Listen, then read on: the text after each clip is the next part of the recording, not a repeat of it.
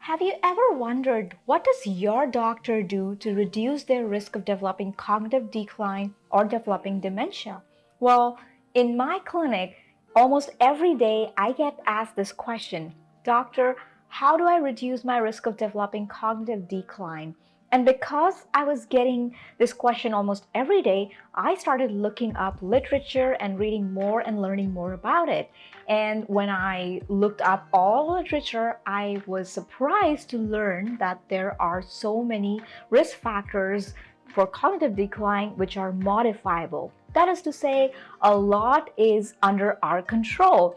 And therefore, I decided to make this 7-video series where I will talk about 7 modifiable risk factors that you can work on to improve your cognitive health. By the way, if you're new here, I'm Dr. Verma. I'm a board-certified neurologist with fellowship training in adult behavioral neurology as well as special qualification in child neurology. In this particular video, we are going to talk about the first pillar of brain health, that is diet. And we are going to review 3 different diets that are known to be associated with better cognitive outcomes. Now, before we talk about different kinds of diets, we have to acknowledge that diet is an integral part of our lifestyle, and it is also an integral part of how we grew up, what we liked eating when we were growing up. So it's really hard to change something like diet completely.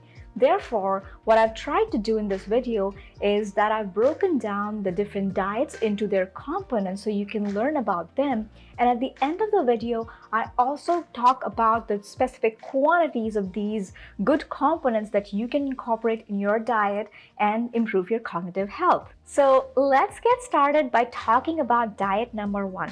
That is the Mediterranean diet. Now, this is a diet that is followed by individuals who live in countries around the Mediterranean Sea, and we have for long known that these individuals have lower incidence of cardiac disease. More recently, we've also discovered that this diet is beneficial for cognitive health. So it really makes us curious, what exactly are these individuals eating? Well, their diet has a healthy serving of fruits, green leafy vegetables, legumes including beans as well as lentils, whole grains, olive oil, and nuts. They also have a moderate amount of red wine as well as dairy products. What this diet emphasizes to really reduce is the processed foods, red meat, saturated fat, and sugars. So moving on to the diet number 2, that is the DASH diet. DASH stands for Dietary Approach to Stop Hypertension. And as you may have already guessed, this is a diet that was originally designed to address hypertension, and over the course of years, we realized that this is also beneficial for our brain health. Since this diet was originally addressed for cardiac health, this diet included recommendations regarding reducing the fat intake, more specifically the saturated fat intake, as well as to reduce the salt intake and sugar intake. So basically all good things? Just kidding. In terms of the fat intake, this diet talks about an unhealthy kind of fat that we call as saturated fat, and as compared to the unsaturated fat. So how do these 2 kinds of fats differ? Well, when I think about it, I like to think of an analogy of the saturated fat trying to saturate everything, and this also includes your blood vessels. The blood vessels that are in your brain, in your different organs. And as you can imagine, if there is something else saturating your blood vessels and sitting in your blood vessels, it doesn't really let the nutrients as well as the oxygen get to your brain, your heart, and other organs. Therefore, saturated fats are recommended to be reduced in this diet. In terms of salt, the recommendation is to reduce to a maximum of 2.3 grams. That comes to be about a teaspoon of salt per day. But if you really want to maximize your benefit, the recommendation is to reduce it to 1.5 grams per day. Moving on to diet number 3, that is the MIND diet. Now, MIND is again an acronym. It stands for Mediterranean Diet Intervention for Neurodegenerative Delay.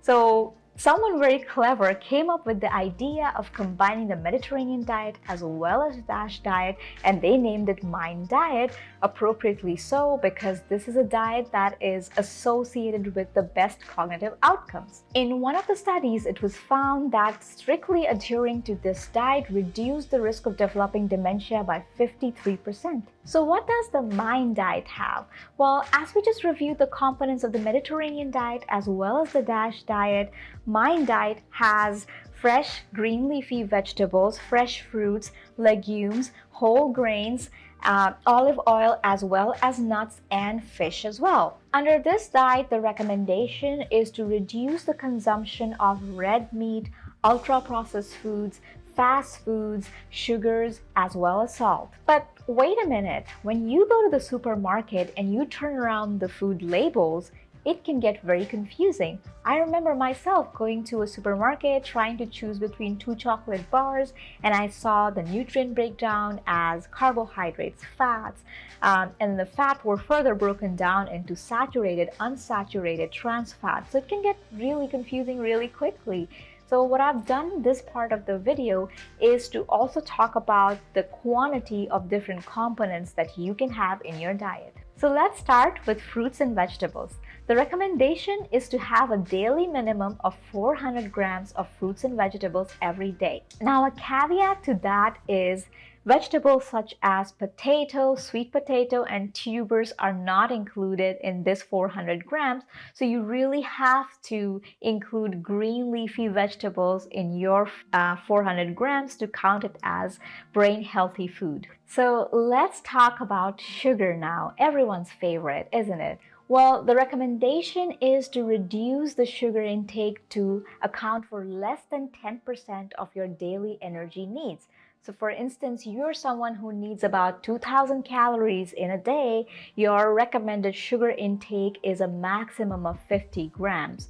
But keeping into account that everyone has a different body frame and different energy requirements, this would be something that you might have to look up for yourself. If you really want to improve the cognitive outcome, the recommendation is actually to minimize the sugar intake to be less than 5% of your total energy needs per day. Moving on to fats. Well, when we talk about fat, the recommendation is to reduce the fat consumption to be less than 30% of your daily energy requirements. And when we talk about fats, we break it down into 3 different kinds of fats: the saturated fat, unsaturated fat, and the trans fat. So we will start by talking about saturated fat. The recommendation is to reduce the daily intake to be less than 10% of your energy needs. Now, what kind of things have saturated fat? Well, it includes butter, meat, lard, ghee, as well as cream. And remember how we were talking about this earlier, this is the kind of fat that saturates your blood vessels. And in that manner, it doesn't let the good nutrients as well as oxygen to reach your brain, your heart, and other organs. Moving on to the unsaturated fat. This is the healthier version of fat, and it is contained in fish, avocado, sunflower oil, canola oil, as well as nuts. And in the last, we're going to talk about the trans fat. Now, this is the unhealthiest kind of fat, and the recommendation is to reduce your daily intake of trans fat to be less than 1% of your energy needs.